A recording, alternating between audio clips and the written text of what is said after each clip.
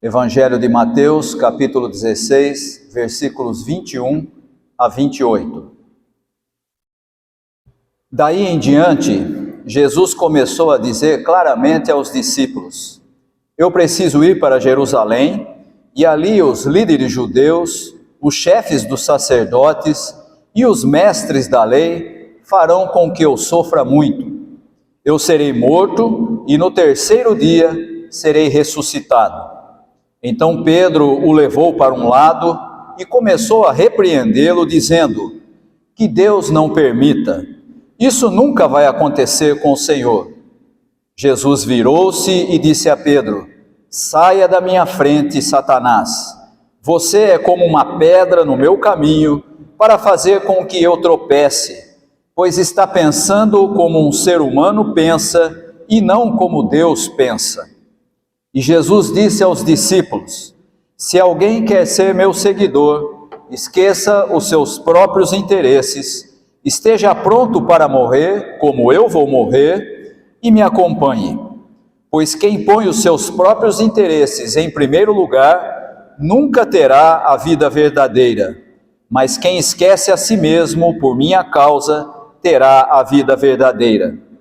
O que adianta alguém ganhar o mundo inteiro, mas perder a vida verdadeira? Pois não há nada que poderá pagar para ter de volta essa vida. Pois o Filho do Homem virá na glória do seu Pai com os seus anjos, e então recompensará cada um de acordo com o que fez. Eu afirmo a vocês que isto é verdade. Estão aqui algumas pessoas que não morrerão antes de verem o Filho do Homem vir como Rei.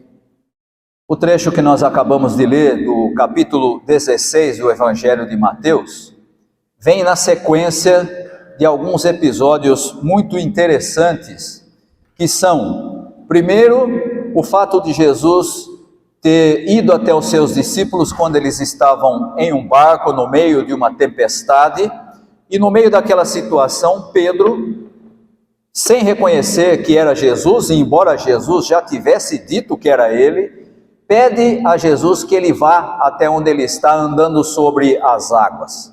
E ele então começa a ter medo e afunda.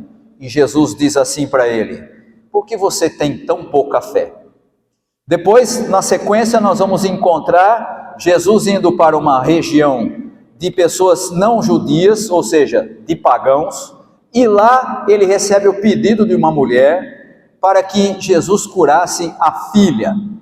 E Jesus então atende aquela mulher e diz a ela: mulher, grande é a sua fé. Oposto do que ele tinha dito a Pedro. E no texto imediatamente anterior a esse, Jesus faz uma pergunta aos seus discípulos, dizendo: o que é que as pessoas estão falando a respeito de mim? E então, a resposta dos discípulos é que alguns achavam que ele era Elias, outro que era Jeremias ou algum dos profetas, ou que ele era João Batista. E então finalmente ele pergunta: e vocês? O que é que vocês pensam a meu respeito?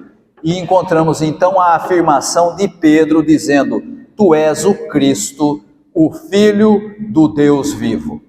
Tu és o verdadeiro Messias. E a expressão de Jesus para Pedro é: não foi carne nem sangue, mas foi o Espírito de Deus quem revelou isso a você. E aí então chegamos no texto de hoje. E nesse texto nós encontramos Jesus fazendo algo inédito.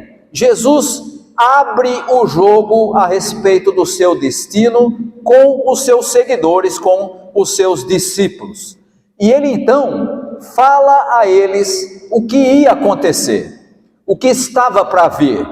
E se você pôde acompanhar a leitura do texto, deve ter percebido que não era exatamente aquilo que os discípulos esperavam ouvir de Jesus.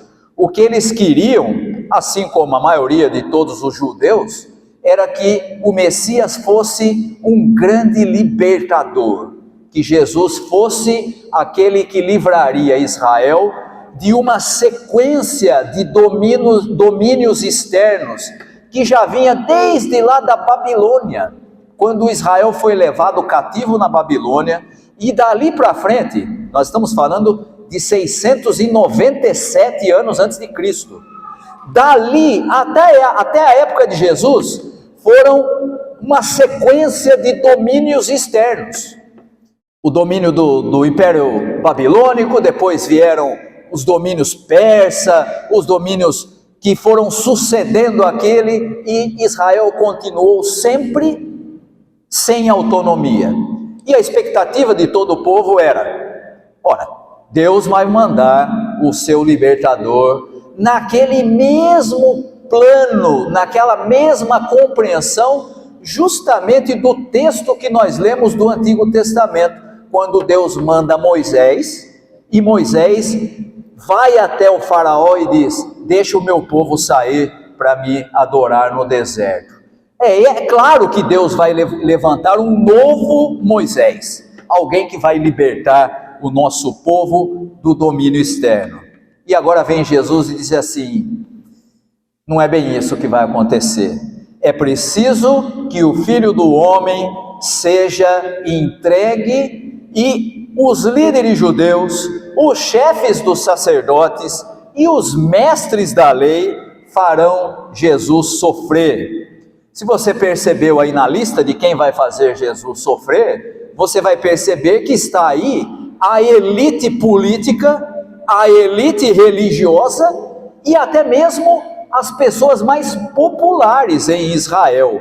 Poderíamos até dizer que seriam um tipo de celebridade popular, aqueles que eram reconhecidos pelo povo de Israel como pessoas guiadas por Deus. São esses, a elite de Israel, que viam Jesus como um outsider, como alguém de fora, alguém diferente daquilo que eles estavam acostumados, e por causa disso, um perigo para todos. Quem esse sujeito pensa que é para chegar aqui e começar a ensinar as coisas de maneira diferente do que nós sempre aprendemos? Quem ele pensa que é para chegar aqui e dizer, como nós lemos alguns capítulos antes, capítulo 5 de Mateus, chegar e dizer: vocês ouviram o que foi dito aos antigos, eu porém vos digo, mudando aquilo que nós sempre aprendemos. Quem ele pensa que é? É essa elite política, religiosa e popular de Israel, que olha para Jesus e vê nele um outsider. Isso porque Jesus pregava o amor, e não era bem isso que eles queriam. Aliás, nenhuma elite, em nenhum tempo, em nenhum lugar, está absolutamente preocupada com a proclamação do amor ao outro, e nem amor a Deus. Só tem uma preocupação: dominação, poder, exercício do poder. Não importa qual seja a época, não importa qual seja o lugar, essa é a mentalidade de toda elite em toda a história. E aqui então Jesus diz aos seus discípulos: olha, se vocês estão esperando aquele libertador no estilo de Moisés, eu tenho uma novidade para vocês. É preciso que o Filho do Homem, ele mesmo, o Messias verdadeiro, seja entregue às autoridades, e eles farão com que o Filho do Homem sofra. Eu serei morto e depois de 3 dias serei ressuscitado. E Jesus deixa claro que esse é o destino de quem confronta os sistemas de dominação de toda época e de todo lugar. Esse foi o destino de Jesus, a morte. Esse é também o destino de todos aqueles que se opõem a qualquer tipo de sistema de dominação, a morte. Mas, se você percebeu, Jesus acrescentou uma pequena frase no final da sua palavra. Ele diz: eu serei morto e serei ressuscitado. Jesus era diferente, porque ele é o Filho de Deus, e nem a morte podia vencê-lo. Quanto mais os poderes de qualquer tipo de elite, de qualquer sistema de dominação. E aí nós encontramos a reação imediata de Pedro. E se você percebeu, Pedro se opõe àquilo que Jesus falou. Pedro não gosta da conversa. Ele estava esperando aquele Messias do estilo Moisés. E então ele vai dizer: Deus não vai permitir uma coisa dessa. É como se Pedro estivesse agora, em tão pouco tempo, aquele mesmo que nós citamos no início, aquele que duvidou e que depois reconhece em Jesus o verdadeiro Messias, nem um tempinho depois, logo na sequência, já é alguém que vai contra aquilo que Jesus está dizendo que é a vontade de Deus. O mesmo Pedro que havia reconhecido que Jesus é o Messias, agora quer preservar a vida de Jesus. E a reação de Jesus é imediata: afasta de mim, Satanás. Você percebeu como mudou tudo em tão pouco tempo? O sujeito que não tinha fé, que afundou no mar, depois é o que é dito dele, que ele foi revelado a ele pelo Espírito que Jesus era o Messias, e agora Jesus diz: vai para lá, Satanás, você precisa sair da minha frente, porque você não está pensando como Deus pensa, e sim como o ser humano pensa. E Jesus com isso torna claro que a visão humana não combina com a visão de Deus. Pedro é apresentado por Jesus como pedra de tropeço. E por quê? Porque ele queria desviar Jesus do caminho da cruz. Não sei se vocês se lembram, na tradução mais antiga, o versículo mais conhecido desse trecho é aquele na sequência em que Jesus vai dizer: se alguém quer ser meu discípulo, a si mesmo se negue. Estou usando a tradução antiga, né? A tradução do Almeida. A si mesmo se negue, tome a sua cruz e siga-me. Né? Na nossa tradução aqui, na linguagem de hoje, diz: se alguém quer ser meu seguidor, precisa abandonar os seus próprios interesses, ir em direção à morte como eu estou indo, ou seja, em direção à cruz, e me seguir. O que é que Jesus está dizendo para Pedro? Ele está dizendo: você está pensando como um ser humano, e a visão de Deus não combina com essa. Jesus estava no caminho proposto para Deus, para ele, e o caminho proposto para Deus, para Jesus, era o caminho da cruz, era o caminho da morte. E o mais interessante é que ele vai dizer: se você quer ser meu seguidor, você tem que entrar em qual caminho? O mesmo. Ah, não é outro não? Não, é o mesmo caminho. E essa ideia de que o pensamento do homem não combina com o pensamento de Deus, não é nova. Se você voltar lá no capítulo 55 de Isaías, você vai encontrar uma expressão muito semelhante.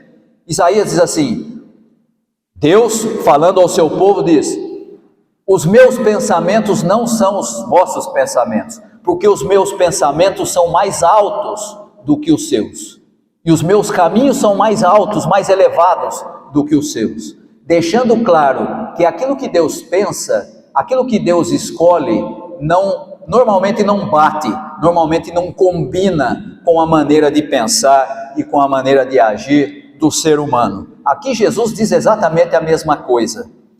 A visão humana não combina com a divina.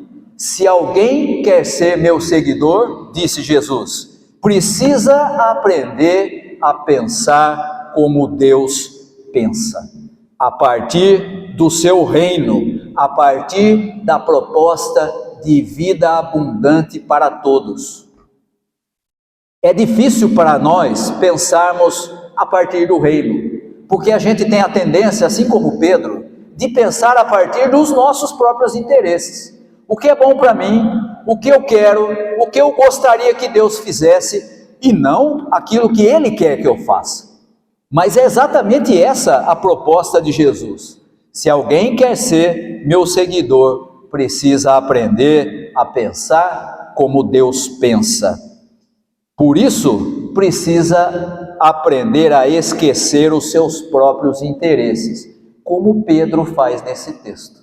Como nós fazemos muitas vezes quando pedimos a Deus coisas que nós não devemos ter, que não são para nós.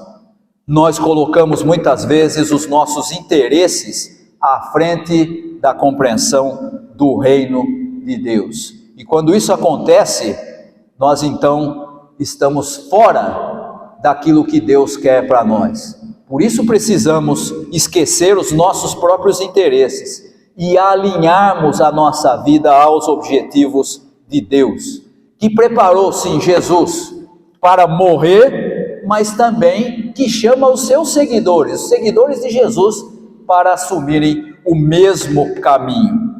Jesus morreu para tirar o pecado do mundo. Tem até uma expressão que é usada na missa que diz isso, né? Eis o Cordeiro de Deus que tira o pecado do mundo. Mas e o seguidor de Jesus? Ele vai morrer para tirar o pecado do mundo? Não, o seguidor deve ele morrer para o próprio pecado e viver para Deus. E por isso, o caminho daquele que é seguidor de Jesus não é diferente do mestre, é o caminho da cruz. Quem prioriza os seus próprios interesses de Jesus não terá a vida verdadeira. Uma falta de sintonia com a vontade de Deus produz não vida, mas um tipo de arremedo de vida, um tipo de simulacro. Parece que a pessoa está vivendo, mas na verdade é só aparência. E nós sabemos muito bem como é essa vida de aparência, que nós vivemos uma época em que a aparência é muito mais importante do que a essência. Só você dar uma olhadinha nas redes sociais, você vai encontrar uma quantidade imensa de aparência, e algumas pessoas que a gente conhece, a gente diz, não é isso aí que ele é, não. Não é assim que ele é, não. Não é essa vida que ele tem, não. Mas a aparência, para quem vê de fora, parece ser importante. Quem prioriza os seus interesses não terá vida verdadeira. Pode até ter um arremedo de vida, um simulacro, mas a vida verdadeira está em colocar Jesus em primeiro lugar. Por isso que Jesus diz, de nada vale conquistar toda a glória do mundo. Na tradução antiga dizia, de nada vale ganhar o mundo, se isso faz perder a vida verdadeira. Os objetivos aqui são opostos. E qual é a glória do mundo? Você conhece muito bem, porque o Evangelho traz. Sabe onde ela está? Lembra-se do trecho que fala da tentação de Jesus? Jesus é levado pelo diabo a lugares diferentes e o diabo diz a ele, se você me adorar, eu vou te dar isso, eu vou te dar aquilo, eu vou te dar aquilo outro. Você vai ser adorado, você vai ser amparado por Deus, você vai ter o poder sobre todos os governos do mundo. Ah, que coisa interessante! O que é proposto para Jesus como glória do mundo é justamente o que a chamada elite política, religiosa e popular de Israel já tinha. É isso que é proposto para Jesus e ele disse, não, eu estou aqui para seguir a vontade de Deus. E por isso ele diz, de nada vale conquistar a glória de todo mundo ou ganhar o mundo se isso faz perder a vida verdadeira. A glória do mundo é aquela apresentada a Jesus na tentação. A vida verdadeira é a vida de comunhão com Deus. E não se iluda, a vida verdadeira é recebida por graça. Você não tem nada que você possa fazer para recebê-la. Você não tem nada que possa oferecer para Deus, para dizer, eu fiz por onde? Eu mereci, eu sou obediente o suficiente, eu não peco o suficiente, eu sou alguém que de alguma maneira acumulou créditos diante de Deus. Não, a vida verdadeira é recebida por graça. Não há nada que se possa pagar para ter essa vida verdadeira. E perceba que quem se dedica à glória do mundo costuma pensar que pode comprar essa vida, porque é assim que é a mentalidade. E na nossa época não é diferente. Tudo é mercadoria, tudo é colocado preço, é só você pagar. E não se iluda, hoje tem gente ensinando isso em igrejas, tá? Se você vier aqui e contribuir na igreja e fizer um sacrifício e der uma oferta maior, tem uns até que colocam o valor, né? Eu preciso de 5 aqui que me dê 100 mil reais. Depois eu preciso de mais 10 que me dê pelo menos 20 mil. E mais 50 que me dê pelo menos 10 mil. Aí você olha, já tem preço então? Pois é. Estão oferecendo vida que não pertence a quem proclama a mensagem a troco de mercadoria, como se fosse uma mercadoria. Se você pagar, Deus vai te dar. Essa vida, não se iluda, não é recebida de outra forma a não ser pela graça. Nem tudo é mercadoria no mundo em que nós vivemos. Ninguém pode comprar essa vida, por mais dinheiro que tenha. Somos então, irmãos, confrontados por esse texto. E ele nos confronta da seguinte maneira: ou nós somos seguidores conscientes de Jesus, assumindo o caminho proposto por Deus para ele, mas também para nós, ou nós somos reprodutores da forma humana de pensar, como Pedro. Deus livre o Senhor de ser entregue à morte. E Jesus tem que dizer: arreda, Satanás. É isso que Deus quer. Esse é o caminho proposto por Deus. Tem muita gente hoje que quer o próprio caminho, a própria vontade, e quer que Deus concorde com ele. É isso, é o meu interesse. Pois é, isso não é vida verdadeira. Nós somos confrontados, portanto, ou sermos seguidores de Jesus, conscientes do caminho proposto por ele, ou de sermos reprodutores da forma humana de pensar, que tem interesses diversos dos de Deus e que quer que esses interesses prevaleçam. Para seguir a Jesus é necessária uma mudança de mentalidade, que as Escrituras chamam de conversão. Metanoia, mudança de forma de pensar, dos nossos interesses para o caminho proposto por Deus para nós. Essa é a proposta de Jesus. Esse é o caminho que ele propõe aos seus seguidores. Nós é que temos que decidir se vamos segui-lo ou se vamos seguir os nossos próprios interesses. A minha oração é que nós façamos a opção consciente de sermos seguidores de Jesus, de assumirmos o caminho proposto por Deus para ele e para nós, o caminho da cruz. O caminho daquele que não coloca os seus interesses acima dos de Deus, porque só assim nós teremos vida verdadeira, vida em abundância. Que Deus nos abençoe. Amém.